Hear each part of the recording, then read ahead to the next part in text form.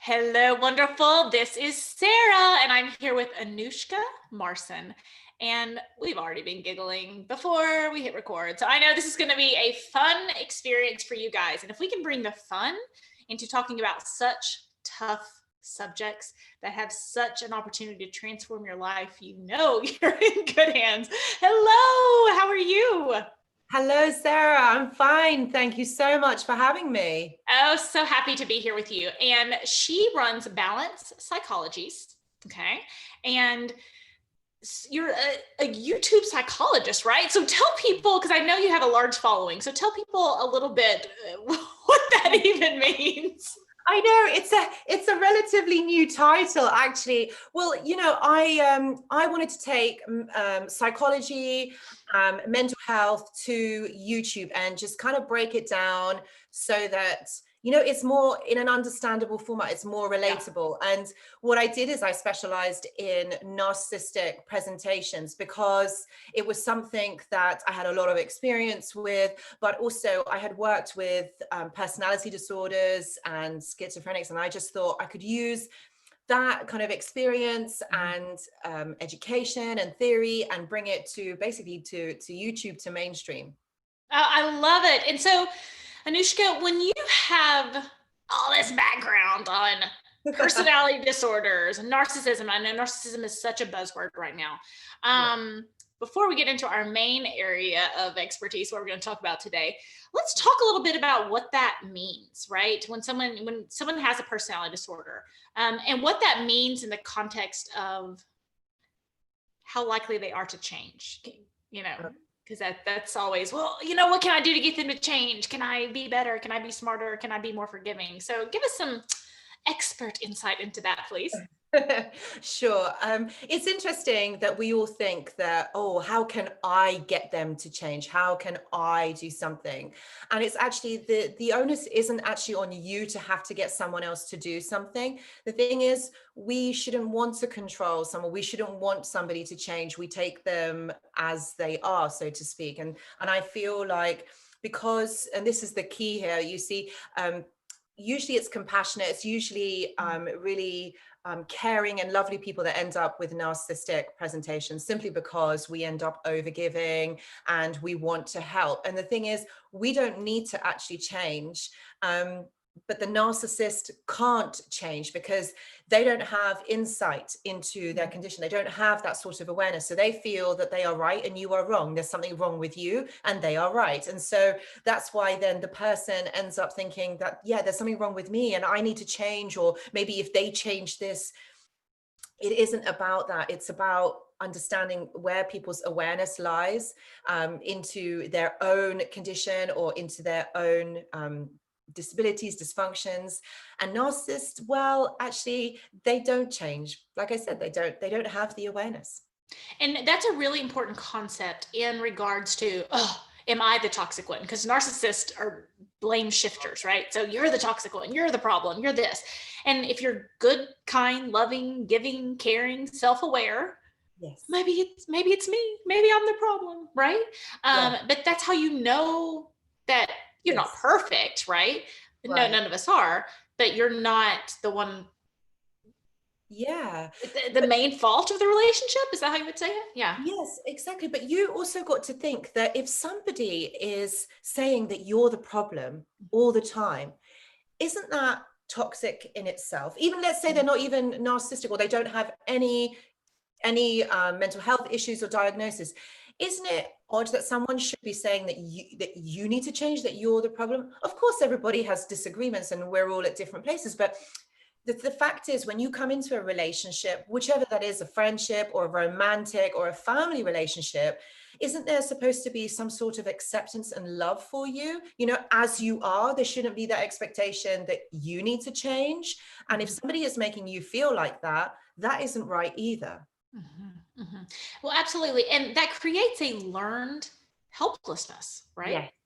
Right. Oh my goodness. Yes. Absolutely. Because, everything's my fault. Everything's this, and you start, and especially when you're working and striving and trying to make the relationship work.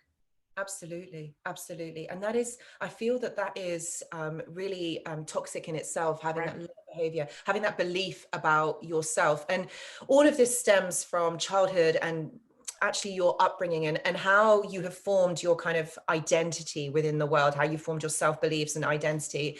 And if that is the case, I mean, these are the signs that really you should look out for. If somebody is making you change, or someone's telling you that you've got to alter yourself in some way and then you'll be perfect, well, those are red flags. Those are warning signs. Nobody should be doing that. You are perfect and you are good enough just as you are.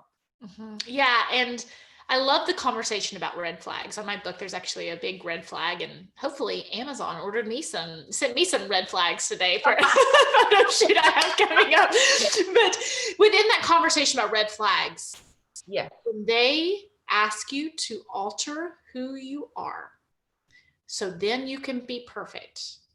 Yeah. I want people to really hear that as a red flag.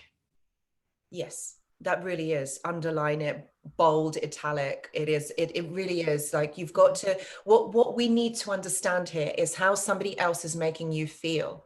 And like I said at the beginning of this interview, usually people who are with narcissistic or toxic or quite intensive, manipulative people are people who are compassionate, who are kind, and who are generally lovely and want to make everybody feel good. So we will internalize that as an issue that we have with ourselves, when actually it's not. And this is called projection. When somebody projects something onto you and you embody it as your own. And with empathetic, with kind of highly sensitive individuals, this is usually what they do. And I know one of your passions is this, creating, as is mine, creating this amazing life after a toxic relationship, like getting over that learned helplessness. Yes. And feeling powerful again, feeling capable in your own life again. Right? So what are your thoughts on that after a toxic relationship? Like, how do you make that happen when it's just been like, let me care for you, let me care for you, let me care for you? How do you get back and step into your power again? This is a really good question. You know, this is about directing all of that care, all of that compassion, all of that love back to yourself. Because what's happened within these kind of scenarios, within these relationships, what's happened is you have been expected to care about somebody else, to possibly love someone else and forget about who you are. You're there to serve, particularly in toxic, narcissistic relationships, whether that's in a romantic sense or within a family dynamic or setting. So you have been expected to care for somebody else, and that's what happens is you become disconnected from yourself. You forget about you, and this is where you kind of merge into the identity of the other, which is so wrong, because that's all about boundaries as well. Is like, where do you end and somebody else begins? And our general society is not good about teaching us that, right? Like what's that love song like? I'm gonna marry that girl. It's like, I'm gonna marry you anyway, but it has something like horrific, like, you know, we've been fighting and I don't know who you are and I think you're cheating, but I'm gonna marry that girl. I'm gonna marry her anyway. And it's like, what? Like, oh my gosh, that seems. Okay. No, you're right. Society isn't geared up for that, and I don't think society actually puts a lot of attention or onus onto actually being yourself, standing in your own power, standing in your own truth. I think society completely disregards it, and this is the kind of things that should actually be taught in schools to younger children or young adults. You know, being able to maneuver our way in relationships, what you know, boundaries should be on the curriculum at school. Actually, that's what I did that. I created a curriculum that I did at a school for several years. That's what I did before I did this, actually.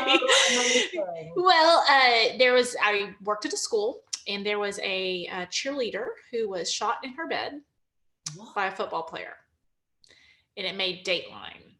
Goodness me. Right? Horribly, obviously, the worst case scenario of a toxic relationship, and creating healing within that community and the conversation around toxic relationships with teens. So yes, that's an amazing piece of work. This should have been rolled out in the UK as well, because honestly, it really, I think when you see the dysfunctions of these kind of presentations. It actually does begin in it begins in childhood, but it really, the effects of that is really shown when they get into interpersonal relationships. That's late teens, early 20s. Right. And that's where these dysfunctions really are highlighted in these types of relationships.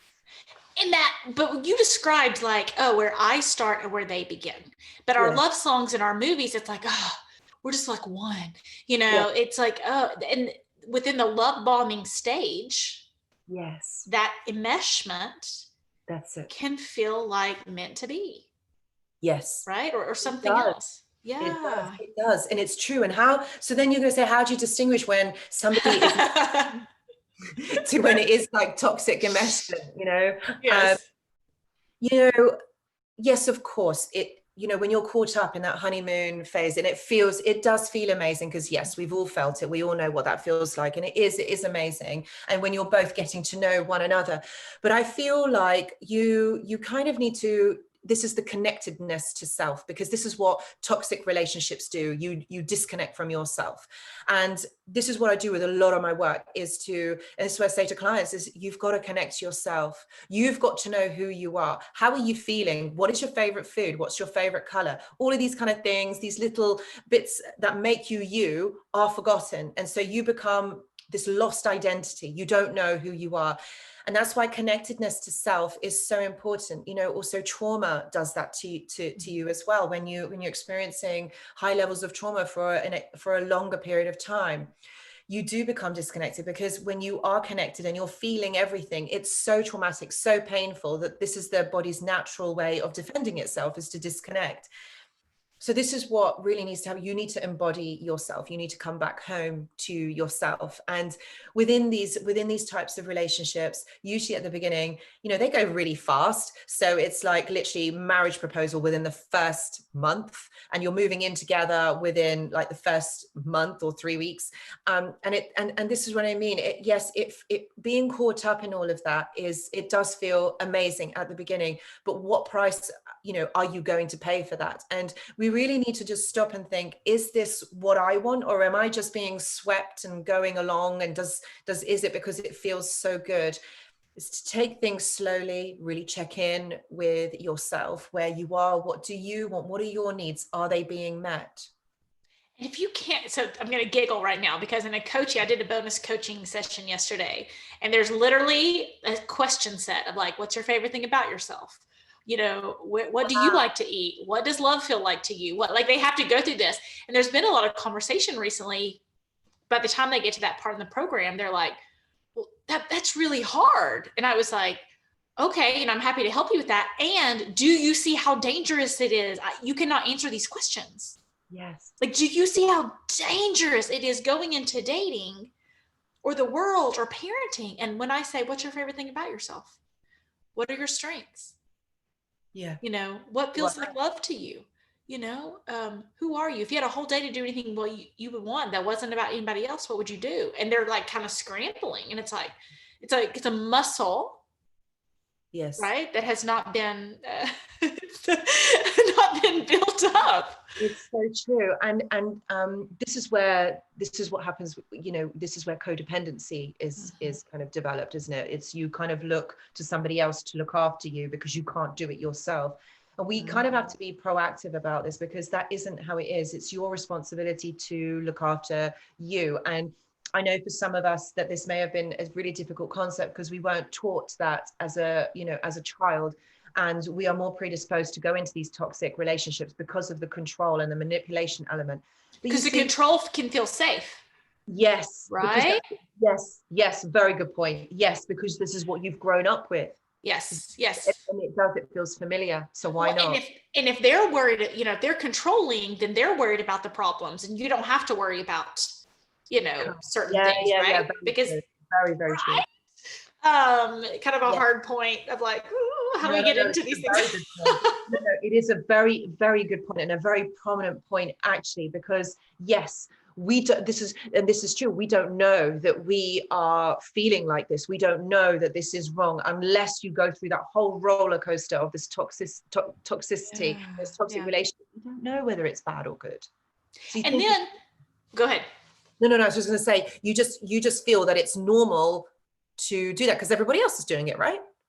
Yeah, and everyone else is not doing it. Everyone else is not working that hard in relationships. Like, I just want everybody to hear that, because we hear that relationships are hard work, and then we can twist it in our heads. It's like, no, everyone is not working that hard. Yeah. Like, everyone else is not having their soul sucked out. Everyone else does not feel like they're running every day to try to make someone happy, and the finish line is always moving. Yes, that's Right? right. They don't. That's not real life, is it? No, well, it's not the best life. Some people, it is their real life, and sometimes in my life, in your life, it has been real life, but it's not best life. It's not best life. You're not living your life. You're living it through somebody else. And this is what I mean. You've got to recognize that, someone else putting conditions on your life. Nobody owns your life. You own your own life, and you are here to have this human experience on this earth. And if it's being controlled by somebody else or it's being manipulated, I mean, what kind of an experience is that? Oh, a very exhausting one. Yes. A very exhausting one. And going back to, you are caring and good. This is not a conversation about you or us being stupid, right? This is a conversation about being caring. This isn't stupidity. This is conditioning. This is learned behavior. The fact that you're here listening to these types of shows, it means that what you're wanting to do is you're wanting to learn. You're trying to better yourself. You're trying to understand this, and you're trying to go forward. So, hats off to every single one of you. This is a process. It's a journey, but you will learn so many wonderful things along the way. And it's exciting. And when there is a finish line, and when you get to that finish line, you will never be the same person that you were before. In the best way possible, right? In the best way. No, absolutely. In the best way. You will learn about yourself. You will be living your best life for sure. So I would love to talk to getting out of that learned helplessness and getting back into you again. So what are some of your favorite strategies for connecting with yourself, learning you again, getting your eyes and attention off what everyone else needs and back to you? Yeah, really good question. So what I would say is I kind of give this kind of advice, and I always say, go back in time to who you were before you were in that toxic relationship or that toxic situation. Who were you? What did you like doing? Maybe it was when you were a really young child, or when you were a teen, adolescent. Who were you then? Because I mean, that's when your identity was beginning to form. Yeah. And that's when we felt most connected to ourselves and understanding ourselves. Who were you then? And really, this is all about trying to find out and establish your identity. Who are you? What did you like doing? What do you like wearing? What's your favorite food? I also think that because we all have this internal wisdom within us, and we need to give ourselves the space and the time to listen to that. And you've got to give yourself that time to kind of go within and listen. I'm not just talking about meditation. I'm also talking about, journaling. What are your thought processes? Meditation is an amazing way to do that. Absolutely. But there are also other ways to do that, to connect to yourself.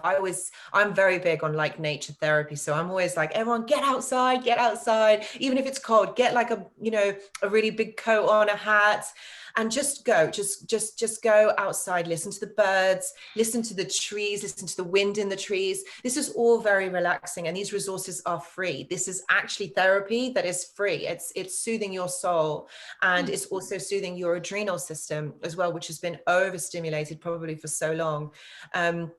She's talking about getting out of fight and flight. If anyone is not sure what adrenal systems, right? Yes, is that what you're saying? Exactly. Yes. Your fight and flight, yes. Yes, because you have to settle the system, because you're constantly being stimulated, and your body's producing large amounts of cortisol, which is a poison to the body. It's actually rotting your body, this hormone.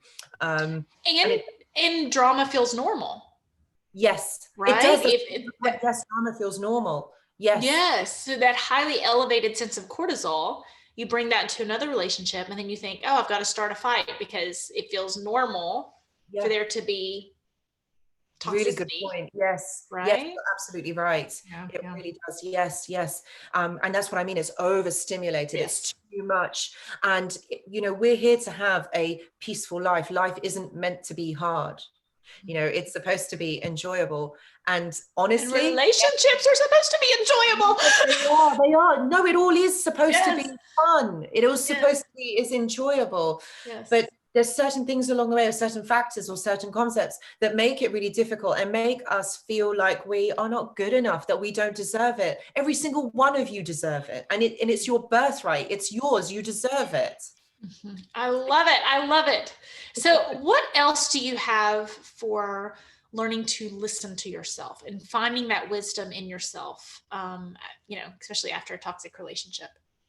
So, for example, I think sometimes boundaries or rituals can feel very comforting. So knowing what is going to happen, especially like with anxiety or PTSD, having a certain thing that you do at the same time every day would really help. So routine. Okay. Yeah.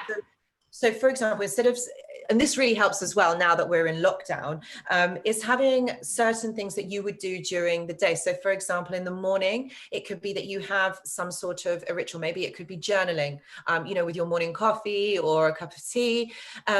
And then, during the day, you do what you need to do. And then in the evening, it could be, it's about bookending your days, making these significant slots in the day that really matter to you. So, for example, what I do, because my work, I obviously I'm talking with clients, I'm filming YouTube videos, so I'm constantly talking about these subjects and constantly in that. So I need to unwind from the day. So, for example, the way that I do it is I light candles. So there's this amber kind of glow, and there's music, very calming ambient music. What we're trying to do here is we're trying to settle your senses, so that what you're doing is you're relaxing here, so that you're getting yourself ready to sleep, because sleep's very important in healing and eating as well. So you've got to give your body the fuel to be able to heal and get over this, or move forward from these relationships. So really it's about having routine, and there's an element of safety within routines or rituals, and knowing what is going to happen, or what the next thing is going to happen. So I feel like that is probably the kind of the golden nugget of advice that I would say, is just having a routine. And I love the routine, and I love the bookend ideas. And it made me think, so kind of one of the more stressful moments in my life has been getting the children to school. Right? yeah. Like that car scramble, and do you have this and do you have that? Yeah. And that was like the most anxious part of my day. And I remember there would be a couple times and I was like, I feel like I've been through war and I just got them to school. I have a great relationship with my kids. It wasn't that, it was, do you have this? Do you have that? I don't know where my shoe is. All those types of things that feel like emergencies to them. And I want them to have what they need and feel secure in their school day. Yes. Not cold, or they didn't have their water bottle, or, just like that basic comfort things they can't basic needs from that. Yeah. Or grumpy because they had blueberry jelly instead of strawberry jelly that day. God. Kindergarten chaos, kindergarten crisis. Yeah, I like that. Yes. So one thing with that bookend, something that has been shockingly helpful to my life, I downloaded all this Gregorian chant and like an Eric Whitaker type, like very high-end choral music. And that's what we listen to on the way to school. And it has created such a little bookend in our lives, because the music is so calming that it's really hard for them to start. It sets the mood where they're not like, her backpack's touching me, or whatever happens in the back seat. That's ridiculous. Well, of course. Yes, it does. It's really important. It's really important. And of course, yes, music, again, what you're doing is you're stimulating your senses. It's a sensory experience. So you've got to recreate that and make it work for you. And setting the mood, right? Setting the tone. Like you're talking about the candles and the music, it sets the tone that it's bedtime, right? Yes. And trying to, in my situation, trying to set the tone. Oh, this is like a calm time. Like we have like a rest space in the car between leaving the house and when you enter into the school. So you're walking in with like their own little calm nervous systems. And it, you know, prevents me from raising my voice. Of course. Absolutely. No, it's a great idea. I think that's a really amazing idea, and one that we should all learn from. It's like even we can do that ourselves. Like if we're going in the car, obviously somewhere, it's just about, it is about calming. It's about, do you know what this is? We've got to take control over our own healing, because no one else, no one else is going to do it for us. We have to do it for us. We have to do it for ourselves. Like I said, it's our responsibility, not anybody else's. So how do you recreate that? How do you make that happen? And just to know that you're not helpless. You are in control of, you know, of your life and of the experiences that you have. And finding little tiny areas to control, right? Like the things that we were discussing, you lighting candles, me playing a different set of type of music in the car. These are all things that are incredibly cheap and incredibly easy. Yes. But setting the stage for you to get a good night's sleep, or setting the stage for me to feel good about my kids getting out of the car rather than frustrated about my kids getting out of the car, that has long-term implications for sure. Absolutely. Of course. Absolutely. Yeah. So I think that needs to be the challenge. Everyone listening to this right now, they can find their own little mood setter, or own little tone setter to kind of absolutely something small they can control. What this does do is this creates new neural pathways. So neuroplasticity. So you're creating new behaviors over time. This is not going to happen overnight and over 1 week. It takes 21 days to set a new behavior. So this is really important. If you're doing this, you're creating new neural pathways, new behaviors that are going to benefit you and literally enhance your healing. And this is you taking control of your life. This is you taking control of you. And these are the things that you can control. And this is a healthy control, because what you're doing is you're taking responsibility for yourself. Something that you've never done before. But the thing is, you've got this. You can do this. And it can start with baby steps, right? Like the things we mentioned were not huge leaps in our, you know, and then you have to move across the country and finally go backpacking and hike Kilimanjaro, right? Because that's what we tell ourselves though. Yes. These are really like large things to do. Like, I mean, they are achievable, but you know, there's certain steps to get there. You're not going to, you know, pack your bag tonight and literally leave in the morning. That's like, I mean, that's not going to happen.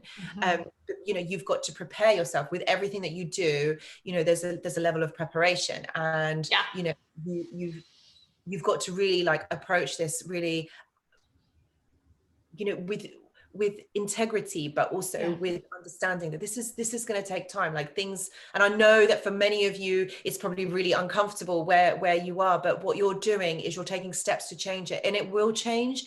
And one day you're just not going to feel like that anymore, and it will happen. But you've got to believe and connect yourself, and yeah, you will get there. Absolutely. And start with the baby steps. Start somewhere. I think that's right. Start somewhere. Anoushka, thank you so much. Where can people find more about balanced psychologies, about you, and in your work? Thank you so much. Yes, so my website is www.balancedpsychologies.com. You can also find me over on YouTube and obviously all the other social media platforms. But yeah, all my work and everything is outlined on there. I do specialize in certain areas, but yeah, check me out. I'd like to see you. Awesome. She's got lots of wisdom to share, as you can see. Well, Anoushka, any last words of wisdom for us? I would say that each and every one of you deserve the best life ever, and you can create it. You can make it happen, and manifestation is real. That does happen, and you've got the power inside you to create anything that you want. I love it. Thank you so much for coming here and helping us on our journey to becoming toxic person proof. Thank you so much.